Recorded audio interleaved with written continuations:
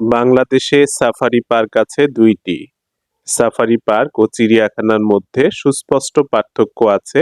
Safari পার্কে বন্য পশু-পাখি বন্য পরিবেশে থাকে এবং পর্যটক বিশেষ নিরাপত্তা ব্যবস্থাপনায় যেমন ট্রেইল বা গাড়িতে তাদের দেখতে পারেন। কিন্তু চিড়িয়াখানায় বন্য পশু-পাখি খাঁচায় আবদ্ধ থাকে।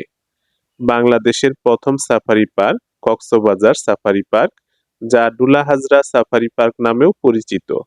কক্সবাজার সাফারি পার্ক ১৯৯৯ সালে কক্সবাজার জেলার চকরিয়া উপজেলার ডুলাহাজরা ইউনিয়নের ৬০০ একর জমিতে প্রতিষ্ঠিত হয়। বাংলাদেশের দ্বিতীয় সাফারি পার্ক হল গাজীপুর সাফারি পার্ক। এর অবস্থান হল গাজীপুর জেলার শ্রীপুর উপজেলার ও সদর উপজেলার রাথুরা মৌজা ও পীরজালি মৌজায়। শালবনের ১,৪৯৩.৯৩ একর জমিতে এটি প্রতিষ্ঠিত হয় ২০১৩ সালে। বাংলাদেশের ২টি সাফারি পার্ক নিয়ন্ত্রণকারী কর্তৃপক্ষ হচ্ছে বন অধিদপ্তর তথা পরিবেশ, বন ও জলবায়ু পরিবর্তন মন্ত্রণালয়।